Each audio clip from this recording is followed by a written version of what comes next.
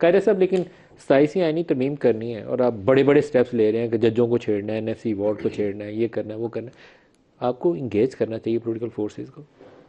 ندیم صاحب میں نے پھر یہی گزارش کروں گا کہ ابھی تک تو یہ نہیں پتا کہ وہ اس کی حیثیت کیا ہوگی. 4 نکات بلاول نے سر لکھ کے نکات دیے آ گئے نا، اس نکات کے اندر اچھائی بھی ہو سکتی ہے، گورنمنٹ کا ارادہ غلط بھی ہو سکتا ہے. گورنمنٹ کوئی اچھا کام کرنا چاہتی ہے تو بڑی اچھی باتیں کریں، اگر اس سے کوئی گڈ نکل سکتا ہے یا نکلنا ہے تو ابھی اس کے بارے میں کچھ فائنل رائے دینا ممکن نہیں ہے. سر کلیئرٹی نکات میں ہے، نکات میں کنفیوژن نہیں ہے. مطلب NFC یہ ریویو کر رہے ہیں تو صوبوں کو اور پیسے دینے کے لیے نہیں کر رہے، صوبوں کا حصہ کم کرنے کے لیے ڈسکس کر رہے ہیں. میری گزارش یہی ہے کہ وہ جب تک تجویز سامنے نہ آ جائے اس کی کیا شکل ہوگی. یعنی فرض کرو آپ نے اپنے انٹرو میں جو بات کہی کہ اگر وسائل مرکز کے پاس نہیں ہے تو کوئی اور بھی تو فورم ایسا نکالا جا سکتا ہے، کوئی اور طریقہ کار ایسا وضع ہو سکتا ہے جو سب کی مشاورت سے ہو.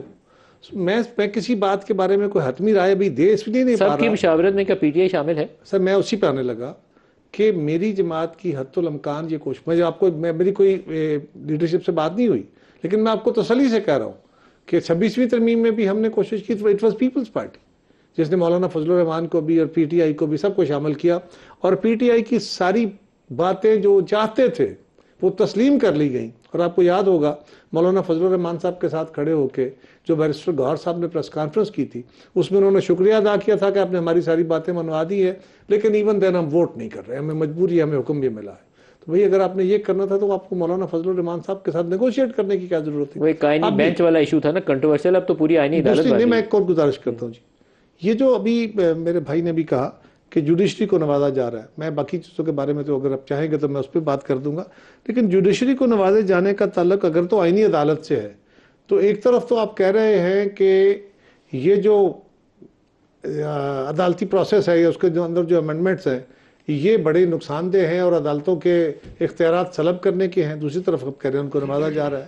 پیپلز پارٹی کی حد تک تو میں آپ کو یہ ایشور کرتا ہوں کہ آئینی عدالت کا مطالبہ یا آئینی عدالت کا خواب محترمہ بینظیر بھٹو شہید نے دیکھا تھا. یہ آج کے دور کی بات نہیں ہے. آج کے دور میں اس دور کے اندر عدالت کا، حکومت کا، باقی جو اپوزیشن کا، میڈیا کا اس وقت جو تناظر ہے ہمارا بنا ہوا یہ آج ایک مختلف ہے. محترمہ بینظیر بھٹو شہید نے جب یہ خواب دیکھا تھا یا یہ اس کے بارے میں انہوں نے اپنے منشور میں لکھا تھا تو اس وقت تصور یہ تھا کہ پاکستان کے لوگوں کو سپیڈی اور بہتر جسٹس مل سکے.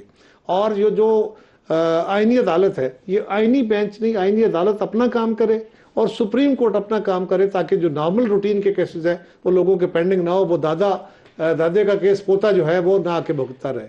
تو بالکل ہم اس بات کے حق میں تھے. 26ویں ترمیم میں بھی ہم نے کوشش کی تھی، اس وقت جس پہ اتفاق ہوا وہ آئینی بینچ ہے. پیپلز پارٹی کسی کے خلاف یا کسی کی بہتری کے لیے نہیں. یہ بی بی شہید نے اس وقت، جب میں نے پھر کہوں گا جب انہوں نے یہ خواب دیکھا تھا یا ان کا خیال آیا تھا تو اس وقت بالکل پاکستان کے جوڈیشل پروسیس کو امپروو کرنے کا تھا.